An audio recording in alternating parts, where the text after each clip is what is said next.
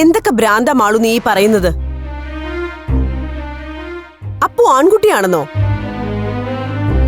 അപ്പുവിന് ആണായി ജീവിക്കാൻ ഇഷ്ടമാണെന്നോ? എന്താ കുട്ടിക്ക് പറ്റിയത്?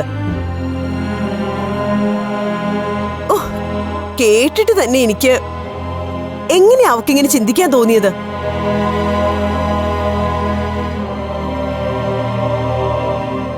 എന്താ ഇതൊക്കെ കേട്ടിട്ട് മുരളിയേട്ടനൊന്നും തോന്നുന്നില്ലേ? ഞാനിപ്പോ എന്തു പറയാൻ? അപ്പുന്റെ മനസ്സ് അങ്ങനെ ആയിപ്പോയി അമ്മ. അത് അവളുടെ കുഴപ്പമല്ല. സ്കൂളിൽ പഠിക്കുന്ന കാലം മുതലേ അവൾക്ക് ഈ പ്രശ്നം ഉണ്ടായിരുന്നു. ഇത്രയും കാലം ഇതൊന്നും ആരോട് ഷെയർ ചെയ്യാതെ അവൾ ഒറ്റയ്ക്ക് സഹിക്കായിരുന്നു. തീരെ പറ്റാതെ വന്നപ്പോഴാ അവൾ ഇതെന്നോട് പറയുന്നത്. അവളുടെ എല്ലാ പ്രശ്നങ്ങൾക്കും ബേസിക് കാരണം ഈ മനസ്സ് തന്നെയാ. എന്താ അബദ്ധം അപ്പു ചെയ്തത്? അങ്ങനെ എന്തെങ്കിലും ഉണ്ടായിരുന്നെങ്കിൽ അവക്കിത് ആദ്യം നമ്മളോട് ആരോടെങ്കിലും പറഞ്ഞുകൂടായിരുന്നോ? മനസ്സിന്റെ കുഴപ്പമാണെങ്കിൽ ഇതൊക്കെ ചികിത്സിച്ച് മാറ്റാവുന്നതല്ലേ ഉള്ളൂ, അല്ലേ മുരളിയേട്ടാ?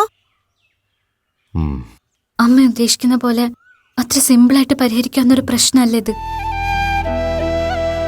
അപ്പു ഇതൊക്കെ പറഞ്ഞതിന് ശേഷം ഞാൻ അവളെയും കൂട്ടി ഗൈനക്കിനെയും സൈക്കോളജിസ്റ്റിനെയും ഒക്കെ കാണാൻ പോയിരുന്നു.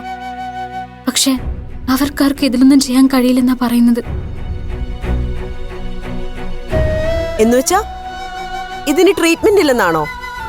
നിർബന്ധിച്ചോ ഭീഷണിപ്പെടുത്തിയോ ആർക്കും അപ്പുന്റെ മനസ്സ് മാറ്റിയെടുക്കാൻ പറ്റില്ലമ്മേ. അങ്ങനെ മാറ്റിയെടുക്കാൻ പറ്റുന്നോണ്ടും പ്രയോജനമൊന്നും ഇല്ലെന്ന്.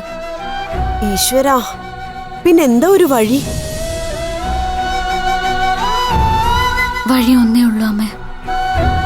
അപ്പുനെ അവളുടെ ഇഷ്ടത്തിന് ജീവിക്കാൻ വിടുക.